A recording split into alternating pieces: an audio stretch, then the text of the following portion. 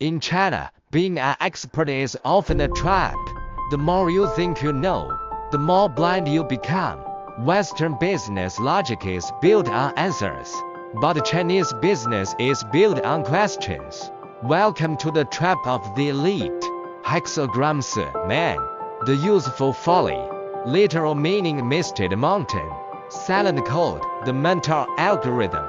It is not I who seek the use. It is the use who seeks me. In China, if you push for answers, you get lies. If you wait, you get the truth. Stop teaching, start learning. Let us decode why playing the fool is the ultimate power move in a high-stakes negotiation. Have you ever walked into a room, sat down at one of those massive, heavy mahogany tables, and just thought with absolute, unwavering certainty that you were the smartest person there? Oh, man. Yeah. Everyone knows that feeling. Right. You know it. You've done the reading. You have the spreadsheets, the pivot tables, the historical data. Your presentation is just flawless. Bulletproof. Or so you think. Exactly. You dictate the terms. Everyone across the table nods. They smile. You shake hands, and you walk out feeling like an absolute conqueror, like you did your job. And then reality hits. Yeah. Maybe weeks or months later, you realize that while you were talking, while you were so enamored with your own brilliant data, the entire room was quietly, efficiently, and completely playing you for a fool. It is a profoundly chilling realization. Yeah. I mean, that moment, the illusion of control just shatters. Oh, it's the worst. And you realize the solid ground you thought you were standing on was actually quicksand the whole time. It really is. And, well, today we are taking a deep dive into exactly that, the hidden mechanics of international trade. We are stepping away from the bright, sterile lights of the corporate boardroom and away from the, comforting predictability of Western contract law. We're heading into the shadows. We are descending into a much more ambiguous, shadowy space. We've got a really fascinating stack of material in front of us today, centered around an ancient concept called I Ching Hexagram 4, the Mentor Algorithm and Sourcing Pitfalls. Which is such a great title. It is. And the deeper I got into this material, the more it felt less like a traditional business school case study and more like a noir thriller, almost. Oh, definitely. It has that vibe. It's about the catastrophic failures that happen when perfectly logical, data-driven rules cross borders, and they collide with the reality of where things are rarely what they seem on paper. Exactly. This deep dive is fundamentally about a clash of paradigms. On one side, you have the standard Western approach to global business, right? It is rigid, it's standardized, and heavily reliant on contracts, compliance metrics, and, like you said, the illusion of absolute control. Yeah. But then on the other side, you have the reality of the Chinese manufacturing market, or really any deeply entrenched emerging market. Sure, it's not just China. Right. Yeah. And that environment is incredibly fluid, highly nuanced, and driven entirely by human relationships, unspoken obligations, and, well, rules that are never, ever written down. Which is terrifying for a certain type of person. Oh, it's a nightmare for them. And the tension we are going to explore today is what happens when those two immovable forces just completely collide on a dusty factory floor. And I'll be honest, as I was reading through this, I found myself getting incredibly frustrated. Really? Why? Because I look at this from the perspective of a global auditor, right? Like the person whose entire career is built on risk mitigation. Oh, I see. The clipboard warrior. Exactly. I approach a supply chain armed with clipboards, standard operating procedures, and a heavy dose of righteous indignation when things don't go according to the perfectly formatted plan. I represent fiduciary duty. I represent the shareholders. I'm the good guy. And from the perspective of someone who actually operates in that environment, the cynical, street-smart fixer sitting quietly in the back of the smoky room, that clipboard is exactly what makes you a target. Wait, really? The clipboard makes me a target? Absolutely. The fixer knows how the shadows work. They navigate the gray areas every single day, and they see right through the expensive corporate illusions that the auditor brings to the table. So they're not intimidated by my spreadsheets? Not even a little bit. No. They know that your spreadsheet doesn't manufacture the product. A human being does. Okay, let's unpack this. Why do perfectly good rules that have been vetted by top-tier legal teams and proven to work in London or New York, fail so spectacularly when they hit a manufacturing hub in Asia? Well, to answer that, we aren't starting with supply chain logistics. Right, we're going way back. Yeah, we are starting with an incredibly ancient philosophical lens.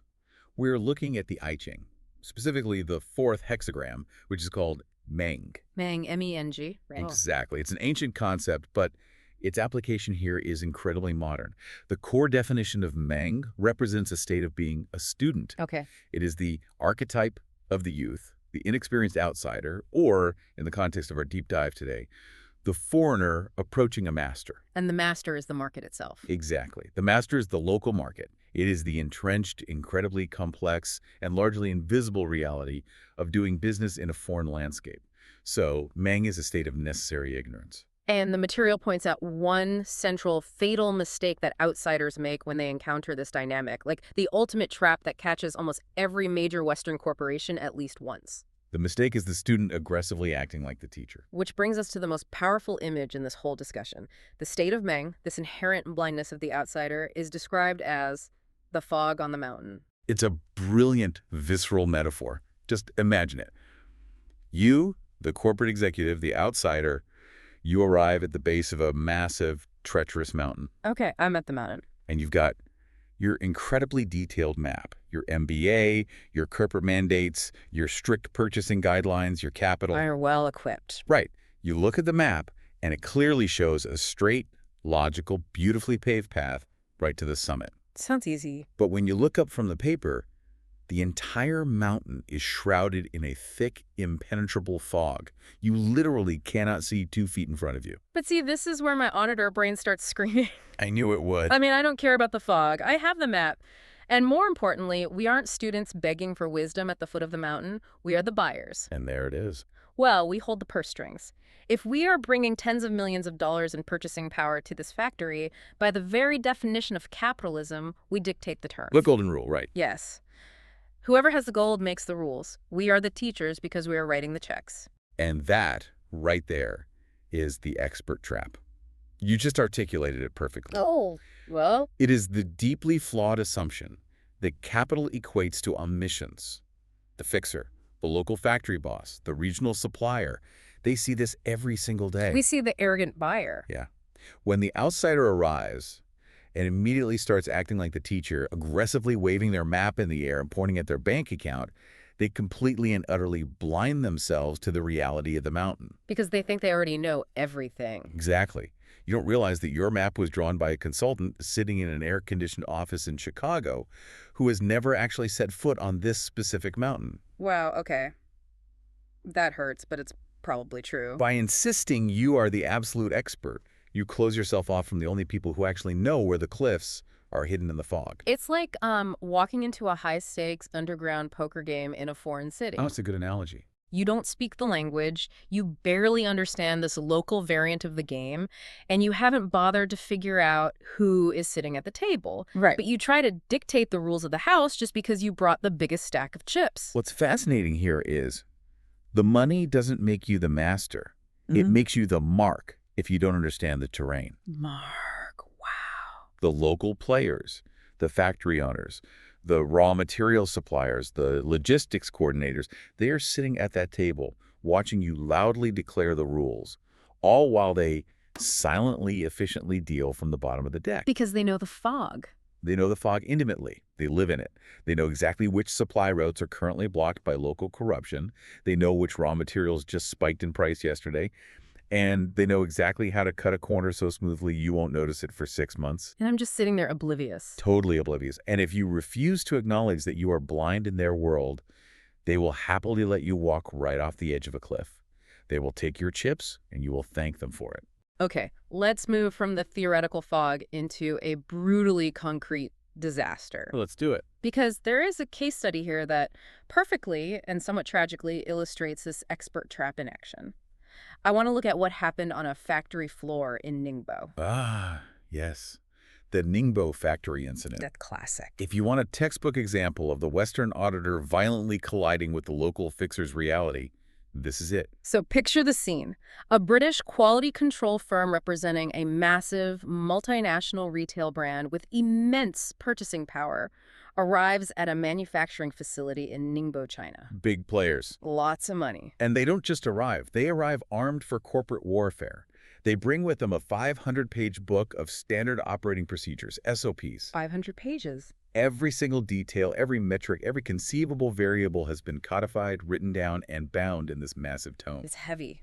We are talking about exact thread counts, the specific chemical composition of the dyes, the precise ambient temperature the factory floor needs to be kept at, and the exact chronological order of assembly. It is a masterpiece of Western micromanagement. It is. It is the ultimate shield of compliance. Mm-hmm. And what exactly did they do with this 500-page weapon? They sat the Chinese factory owner down in his own conference room, and they lectured him for 3 full days. 3 days. They went page by page through the SOPs. They explained exactly how the product will be made, exactly what materials will be used, exactly how the assembly line will be run, and exactly what the penalty clauses are if a single metric is missed. Painful. 3 agonizing days of unrelenting, rigid instruction from the buyers to the supplier. And let's look at the outcome, because this is the best part. How did the factory owner, a man who has likely been running manufacturing lines since these British auditors were in middle school, react to this 3-day instructional siege? He nodded. He smiled warmly. He poured them tea. He agreed to every single bullet point. He signed every single page that needed to be signed with a very expensive pen. And the absolute second the British team packed up their briefcases, got into their black cars, and drove away from the facility. He secretly switched the raw materials to a cheaper, lower quality alternative. The ultimate betrayal of the SOP. The exact thing the 500 pages were designed to prevent. But let's deconstruct why this happened. Because the cynic looking at this situation doesn't see a malicious, cartoonishly evil factory owner and an innocent, victimized British firm. No. No. The cynic sees a perfectly predictable outcome of profound arrogance. The nodding, the smiling, the eager agreement over tea. That is what we call a beautiful lie. A beautiful lie. Exactly. Now, playing the auditor here, that term makes my blood boil because it implies a level of sociopathy. I mean, explain the mechanics of the beautiful lie. Why do it? Why not just say no? Because the British firm was entirely in a state of Meng, but they were acting like emperors. They were completely blind to the local reality. But they had a contract. Their sheer arrogance, their absolute insistence on being the undisputed masters of a domain they did not truly understand, literally closed the factory owner's mouth. Closed his mouth. Yes. When you sit in a man's factory and lecture him for 3 days straight without asking a single meaningful question about his reality, you are not communicating, you are dictating. I guess that's true. You leave 0 room for feedback. You leave no room for the owner to say, actually, the specific high-grade polymer you were demanding in Chapter 4 is currently facing a massive, undocumented supply shortage in our province due to a local environmental crackdown. And if we are forced to source it, your margins will evaporate and we will both go bankrupt. But wait, hold on. The rules are written down, 500 pages of them. It's a legally binding contract. Why sit there for 3 days and agree to them just to break them the moment the ink is dry? It completely defies standard business logic. If there's a problem with the polymer supply, you raise it in the meeting, you redline the contract, you negotiate a new timeline or a price adjustment. That is how business works. That is how business works in London. Well, yeah. You're applying Western boardroom logic to a Chinese factory floor and assuming the underlying operating systems are exactly the same. They aren't. So what was the lecture to him then? To the local factory boss, that 3-day lecture wasn't a negotiation. It was a hostage situation. A hostage situation. Yes. The factory owner sitting there sipping his tea thinking, these foreigners are completely deaf. They don't want a partnership. They want a dictatorship. They don't want to know the truth about the supply chain. They want me to validate their spreadsheet. Oof. He knows that if he brings up the polymer shortage, the British auditors will just point to a penalty clause on page 312 and threaten to pull the contract. I mean, I cannot reason with someone who brings a 500-page book to a first meeting. So what is his most logical, rational move? He gives them the beautiful lie. Exactly. He smiled and nodded simply to get them out of the building. Just to make it stop. Yes. He gave them exactly what they desperately wanted to hear so that they would leave, the hostage situation would end, and he could get back to the actual messy reality of managing his margins, paying his workers, and running his business in the real world. Here's where it gets really interesting and honestly a bit terrifying from a risk management perspective. Their 500-page shield of SOPs, the very thing they spent millions of dollars developing to protect themselves, actually became the exact weapon used against them. You blinded them. It did. Their absolute reliance on that document made them incredibly lazy. They assumed the paper was reality. They thought that because it was written down and signed, the universe would magically bend to accommodate the ink. Precisely. They substituted the illusion of standardization for actual understanding. They thought they had mapped the mountain, but they had just painted a picture of a mountain on a piece of paper and were staring at that instead of looking out the window. That is a great way to put it. And if we extrapolate this out, think about the massive catastrophic risks here. Huge risks. That British firm probably flew back to London, popped champagne in the first-class lounge, and sent glowing, highly detailed reports to their headquarters. The Ningbo facility is fully compliant, we've locked in the parameters, risk is mitigated. Well, the actual product is completely flawed. Right. They are completely, blissfully unaware that the product rolling off the line and shipping in containers to their customers is fundamentally compromised. We're talking about massive brand reputation damage, potential safety liabilities, and huge financial losses. All born from the beautiful lie they aggressively demanded to be told. It's just wild. It's the cost of arrogance. They tried to pave over a treacherous mountain with paper, and the mountain won. It always does. So, to truly understand why this 500-page lecture failed so disastrously, like why the factory owner didn't just push back and negotiate like a Western supplier would, we have to introduce another layer of philosophy here. Yeah, the rabbit hole goes deeper. It does. There is a specific psychological concept that explains the mechanics of this failure, and it goes back to the I Ching.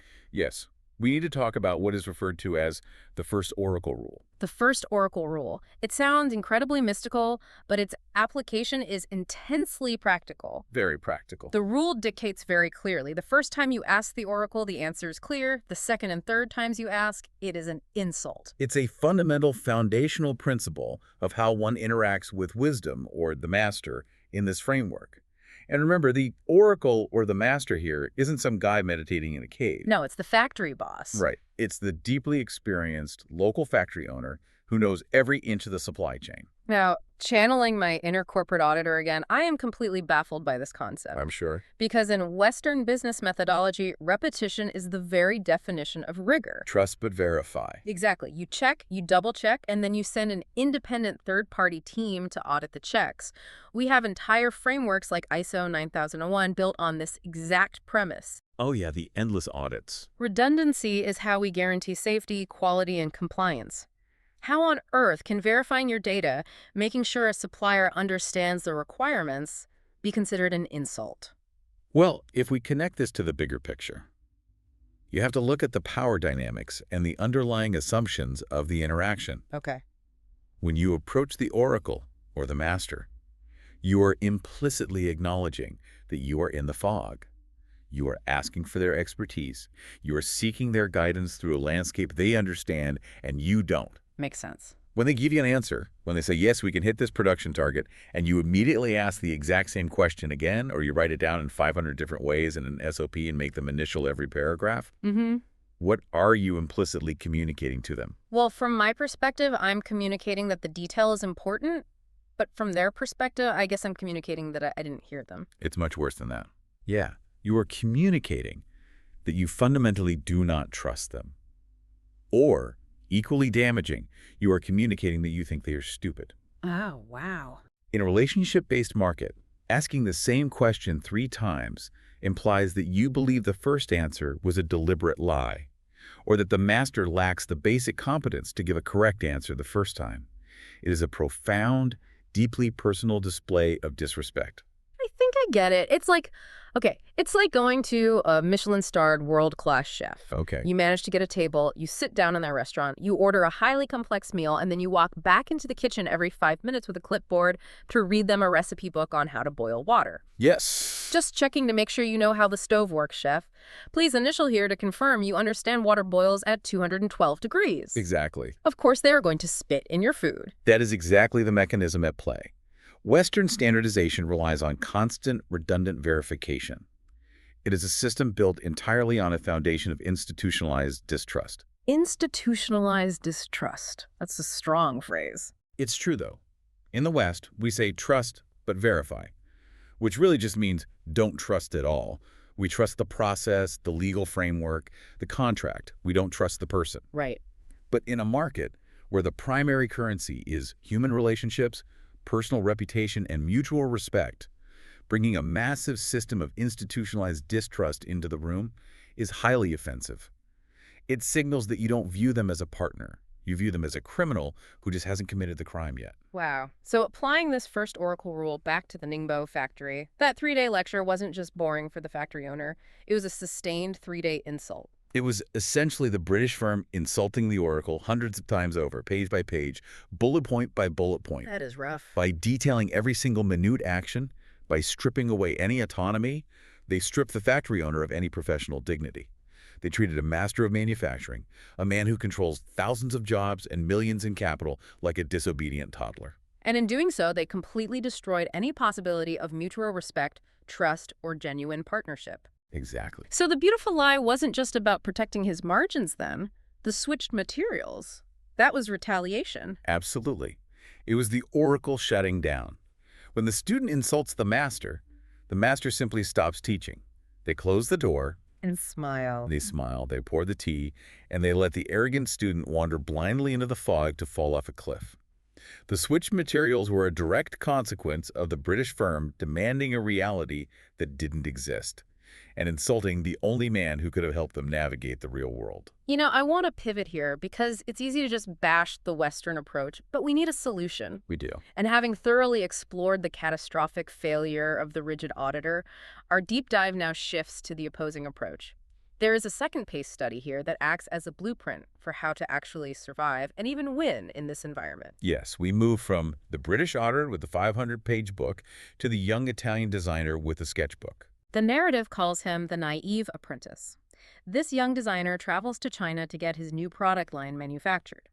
But his approach is the polar opposite of the Ningbo incident. Completely different. He doesn't bring a 500-page SOP. He doesn't bring a team of lawyers. He arrives at the factory, sits down with the owner, and openly, explicitly admits that he knows absolutely nothing about local mass production. He essentially says, I have a vision for this product, I have the design, but I have no earthly idea how this mountain works. I don't know your supply chains, I don't know your machines, I don't know how to scale this.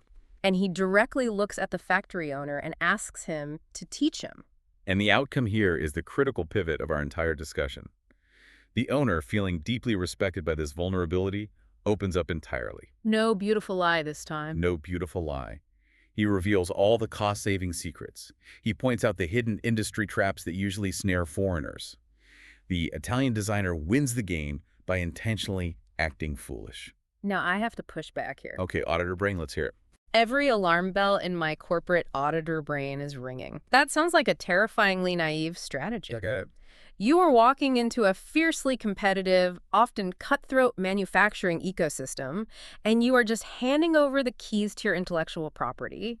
You are admitting weakness. You are basically begging to be taken advantage of. Feels risky, sure. If a CEO told his board he was using the acting foolish strategy, he'd be fired by lunch for a complete lack of due diligence. I understand the panic. But this introduces the second major metaphor for our deep dive. And it explains why this is actually the most sophisticated risk mitigation strategy available. Okay, I'm listening. It's called the empty cup.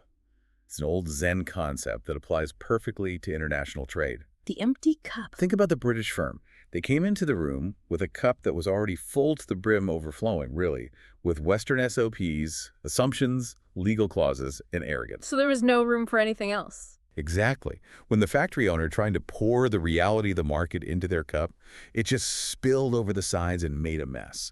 They couldn't absorb a single drop of useful information because there was no room for it. But the Italian designer? He arrived with an empty cup. He utilized what the cynical fixer would call strategic naivety. Ah, strategic. That's the key word. Notice the word strategic.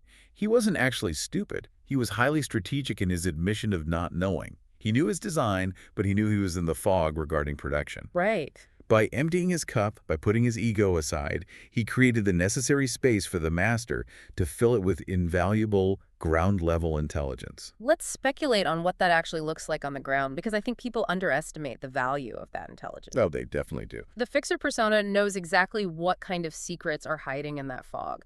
What is the factory owner actually revealing to this kid that the British auditors missed? Well, the local market knows all the traps, things that would never, ever show up on an audit. Like what? Give me some examples. Like, the factory owner knows which raw material suppliers are currently cutting their product with cheap fillers to make quarterly numbers. Wow. He knows which specific shipping routes are experiencing massive, undocumented delays at the provincial ports because of a dispute with a local inspector. He knows the exact corners that the Italian designer's competitors are cutting to save a fraction of a cent, and how those cuts will result in the product failing after 6 months. Things that a 500-page SOP couldn't possibly account for because the SOP assumes a static, rational environment. Exactly. Audits only measure what you tell them to measure.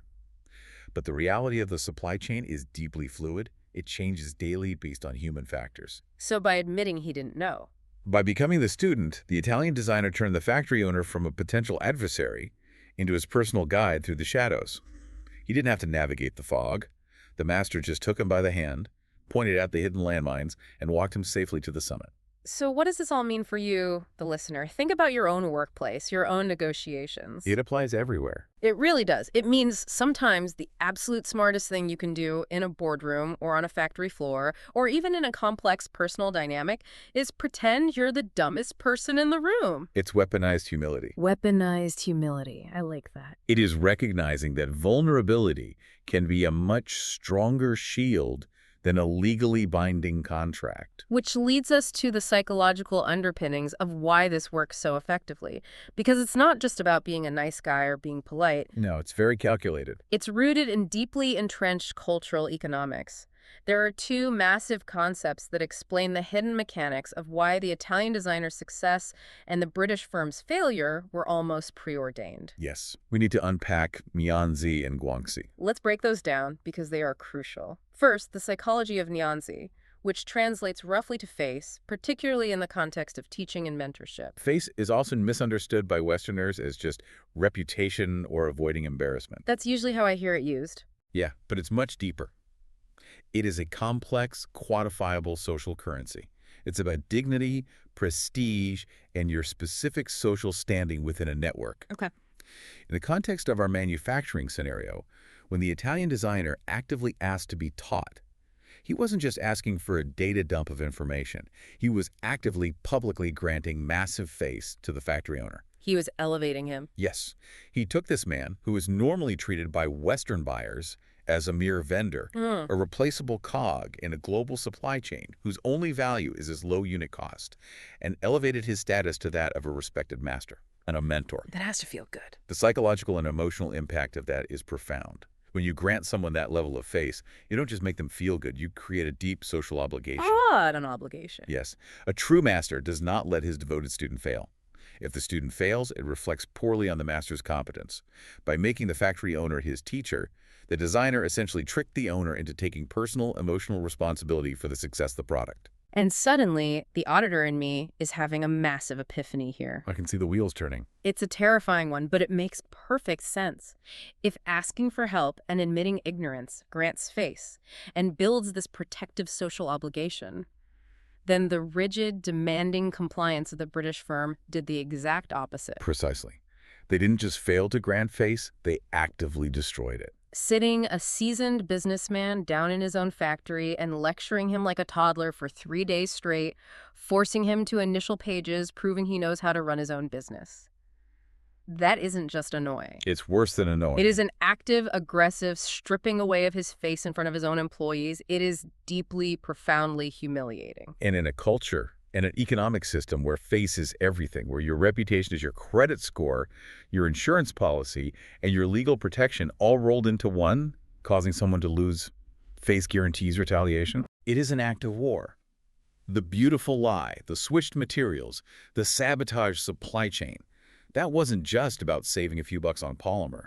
That was the factory owner clawing his face back. Because he had to. Exactly. It was his way of reasserting his power and dominance over the arrogant foreigner who thought a piece of paper made him a king. Which brings us perfectly to the second concept, the environment where face operates. Guangxi. The material explicitly contrasts Western standardization against a Guangxi-driven market. What exactly is Guangxi? Guangxi is often lazily translated as networking or connections, but again, that misses the depth. It's more than just a Rolodex. Much more. It is an invisible, deeply binding web of mutual trust, reciprocal favors, and long-term social obligations. It is the very fabric of how business gets done in environments where historical contract law might have been weak, unpredictable, or difficult to enforce. So it replaces the law. In the absence of a swift, reliable court system, Guangxi is the legal system. So how does that conflict with the 500-page SOP? Because from a Western standpoint, the SOP is just a tool to ensure everyone is on the same page. Standardization, the SOP, the audit, the rigid contract, is fundamentally an attempt to replace human trust with a rigid, impersonal system. Right. It explicitly says, I don't need to know you, I don't need to like you, and I certainly don't need to trust you, because this legally binding contract forces you to comply. Which works in New York. But in a Guangxi ecosystem, the contract is secondary to the relationship.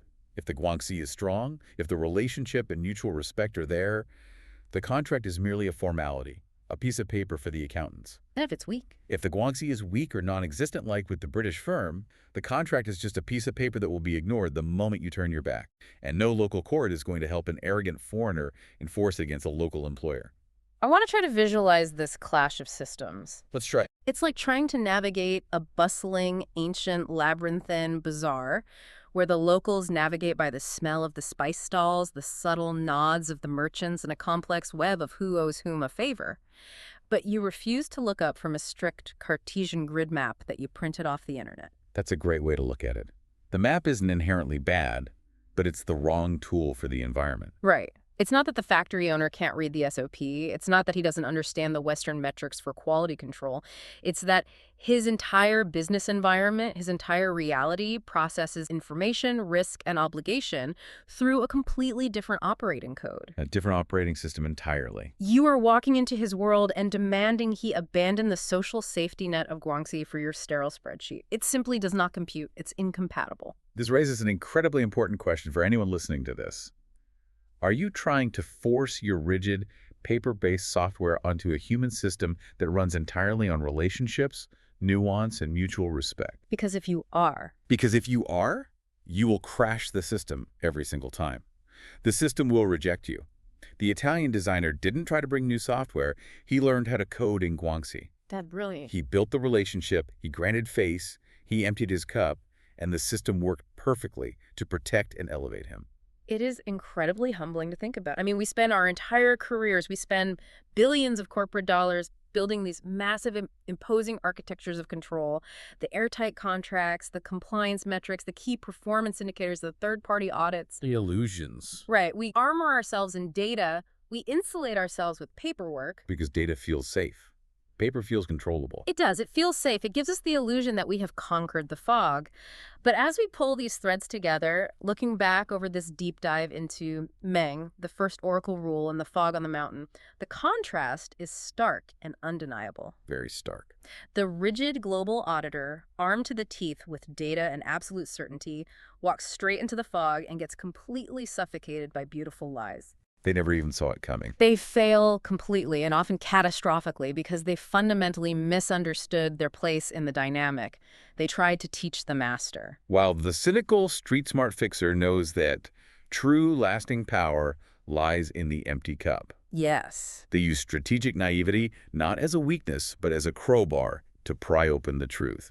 They grant Mianzi, they build Guangxi, and by simply having the courage to ask to be taught, they unlock the hidden secrets of the market that no Western audit could ever possibly uncover. It makes you look at your own professional life and even your personal life completely differently. It really does. I want you, the listener, to really examine the spaces you operate in this week. Where are you gripping your own 500-page SOP so tightly your knuckles are white? Let it go. Seriously, where are you aggressively dictating terms, whether that's in a boardroom negotiation, a project management meeting, or even how you deal with your partner or your kids? When the absolute smartest, most effective thing you could possibly do is put down the clipboard, empty your cup, and genuinely ask someone to teach you about their reality. Where is your desperate need for certainty blinding you to the fog you're actually standing in? Exactly. It's the ultimate test of ego. Can you endure the temporary discomfort of looking foolish to gain permanent wisdom? That is the million-dollar question. And honestly, unpacking all of this leaves me with one final thought. Oh, what's that? Something that isn't explicitly written in our sources today, but echoes loudly through every single case study we looked at. Oh, okay, I'm intrigued. We've talked about how strategic naivety and intentionally playing the fool is the ultimate way to extract truth in a complex, opaque market. Yeah. Where does that lead us? Well, it makes me wonder how much of the global corporate hierarchy, the endless self-important board meetings, the confident slide decks, the aggressive executive posturing we see every day, how much of that is actually just a grand, expensive theater? Oh, wow. Like a stage full of people aggressively pretending to be the master, utterly oblivious to the beautiful lies they are being fed by the real experts hiding quietly in the shadows, just nodding and smiling until the meeting is over. Wow. That's going to keep me up tonight. Sweet dreams. And with that, we'll leave you to ponder your own beautiful lies. Thanks for joining us on this deep dive.